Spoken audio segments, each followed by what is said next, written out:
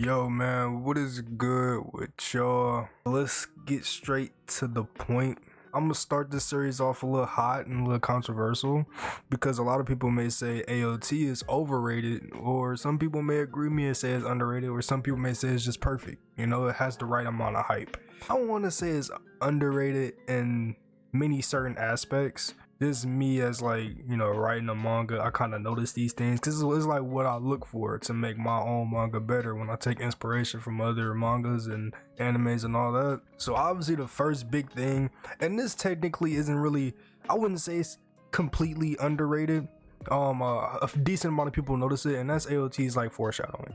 The foreshadowing is good. The hints are good. Everything, the pacing is it's probably the best pacing I've ever came across in an anime.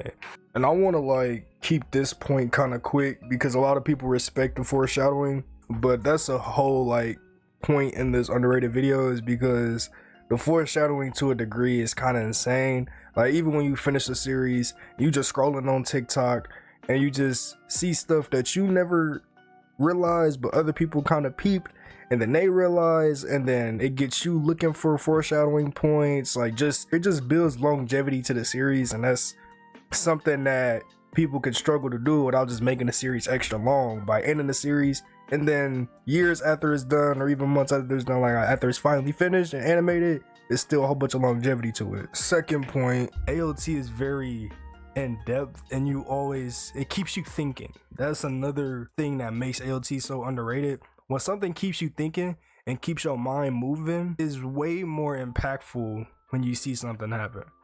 And with AOT, the reason why I didn't like it at first is because I didn't know it was like an anime where you had to think and look into context and actually pay attention to what they were saying. It may seem like a regular sentence or just a regular phrase that was putting out there to keep the anime to 20 minutes, but no.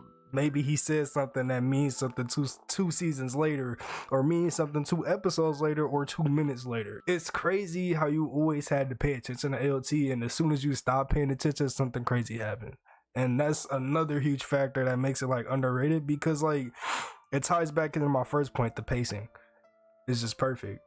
You can't sit down, but it's not too much at the same time. My third point is going to be the characters. Don't get me wrong, AOT doesn't have the best set aside characters, but when it comes to the characters, it's like no character is really left behind. Even when they don't have screen time, somehow, some way, they kill off a character, it's still impactful. Like, for example, Sasha. We all knew Sasha didn't get that much screen time, but when she died, everybody felt that. Like, it was very few people that probably, you know, didn't really feel much for Sasha dying, but we didn't see too much of Sasha. But when we did see Sasha, it was very impactful, and that's for like the whole side cast of characters. Really, when these characters died, it was it always messed with you. It made it even more impactful when a character that did get a lot of screen time died. I appreciate it so much because like you can't really perfect that, and I'm gonna bring this into the fourth point. You can't really perfect that when it's just a regular, like, I wouldn't say it's a regular anime, but like a regular story. It's not too much superpower-ish. There's nothing crazy when it comes to powers. Yeah, it's a little, it's not really unrealistic. Yeah, it's a little unrealistic, you know, how big they are, but it's very realistic with the time. It's very realistic with the weapons for them. And it's very realistic with the powers. Like, if you were to get to powers, it's not like crazy where he could punch a hole through the planet. But when it's simple, like you can be in this situation kind of sort of, when it's that realistic, it's kind of harder to make it real. And that's another reason why I like to go off topic a little bit. That's why I kind of like stray towards anime other than like real life shows and TV shows, because like they film a lot of stuff where it's realistic and it's real people, but it's not as impactful because they can't it's just hard for that director or that writer or that story to like really impress me and make it feel real, especially with like horror movies nowadays. AOT is probably the most realistic, biggest anime out there. Maybe a hot take, I don't know. I don't think it's a hot take. And just to end it off, I I kind of touched on this in the first point, but the last point I'm really gonna say is the story. The story never stayed the same, but it always stayed the same. And it's kind of hard to explain it that way. Like the story always was going in the same direction.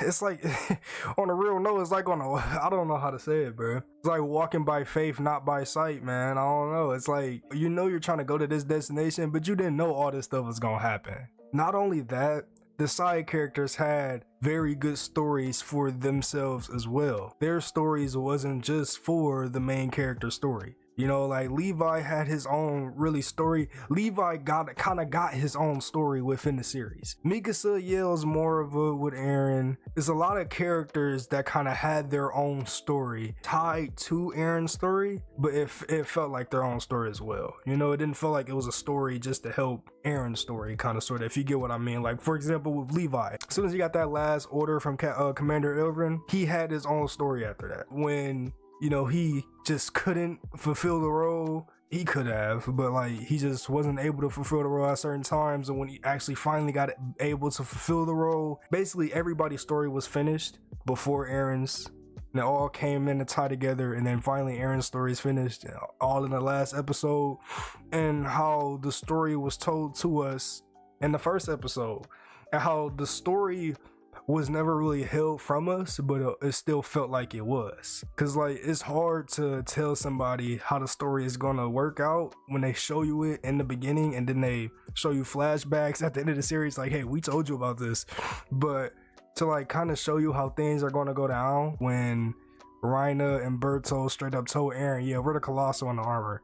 Like it's kind of hard to pull, like to tell people the story and then still have them feel like they don't know the story. It's kind of hard to do that. So it's real much respect when it comes to writing like a story like that. And I'd say I'm gonna take a lot of inspiration from that, man, because like that's, I don't know, man, it's just big dubs all around. Yeah, it's my first video of the Underrated series, a very underrated anime in my opinion. I can see why people would put that much hype on it, but I feel like there's certain aspects that should be paid attention more than others. Let me know if y'all agree with any of my points, and finna add another video to edit. I'm gonna make sure Tenji could do better than AOT. Like, nah, y'all know I gotta mention my manga, bruh. In due time, but stay tuned, man. I got y'all.